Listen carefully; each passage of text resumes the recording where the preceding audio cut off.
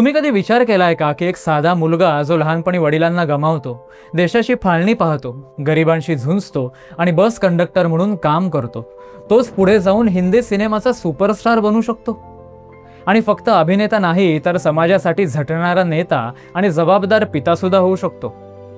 ही प्रेरणादायी कहाणी आहे सुनील दत्त यांची. नमस्कार मंडळी, नाट्यविश्वास पुणे ह्या आपल्या खास मराठी चॅनेलमध्ये तुमचं मनपूर्वक स्वागत.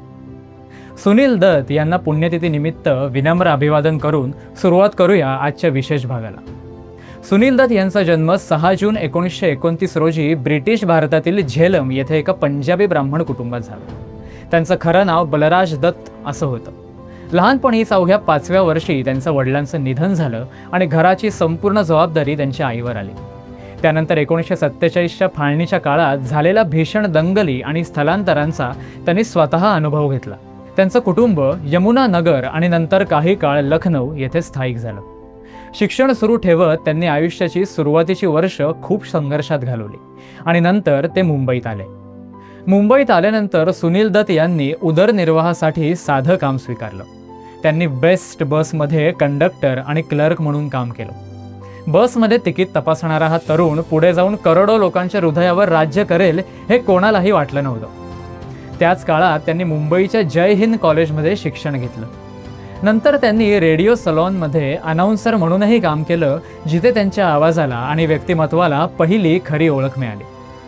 त्यांचे आयुष्य बदलणारा टर्निंग पॉइंट 1955 मध्ये आला, जेव्हा त्यांना रेल्वे प्लॅटफॉर्म या चित्रपटात पहिला ब्रेक मिळाला. त्यानंतर दिग्गज दिग्दर्शक महबूब खान यांनी त्यांना मदर इंडिया ह्या चित्रपटात महत्त्वाची भूमिका दिली.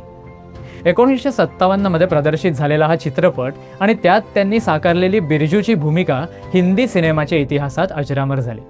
या चित्रपटामुळे त्यांच्या करिअरला मोठा ब्रेक मिळाला आणि त्यांचा प्रवास पूर्णपणे बदलला.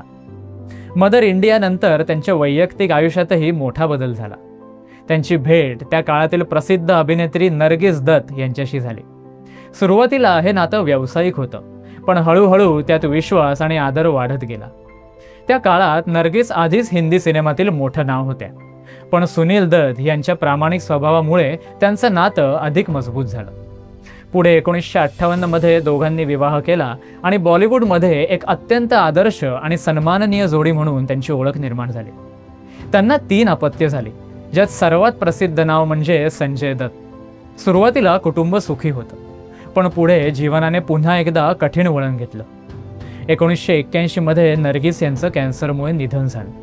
हा सुनील दत्त यांच्या आयुष्यातील सर्वात मोठा धक्का होता. पत्नीच्या जाण्यानंतर त्यांनी स्वतःला पूर्णपणे समाजसेवेत आणि मुलांच्या भविष्यासाठी समर्पित केलं. सिनेमाबरोबरच त्यांनी राजकारणातही प्रवेश केला आणि काँग्रेस पक्षातून खासदार म्हणून निवडून आले. त्यांच्या देशाच्या युवा वर्गासाठी अनेक उपक्रम राबवले आणि 2004 मध्ये केंद्रीय युवा व क्रीडा मंत्री म्हणूनही काम केलं. त्यांचा शेवटचा काळही सिनेमाशी जोडलेला होता. 2003 मध्ये आलेल्या मुन्ना भाई MBBS या चित्रपटात त्यांनी संजय दत्तच्या वडिलांची भूमिका साकारली आणि प्रेक्षकांच्या मनाला भिडले. अखेर 25 मे 2005 रोजी मुंबईत त्यांचं निधन झालं आणि एका संघर्षमय पण प्रेरणादायी प्रवासाचा शेवट झाला. सुनील दत्त यांचं आयुष्य आपल्याला एकच गोष्ट शिकवतं की परिस्थिती कितीही कठीण असली तरी माणूस जर प्रामाणिक, मेहनती आणि निष्ठावान असेल तर तो कुठूनही उठून संपूर्ण जग जिंकू शकतो.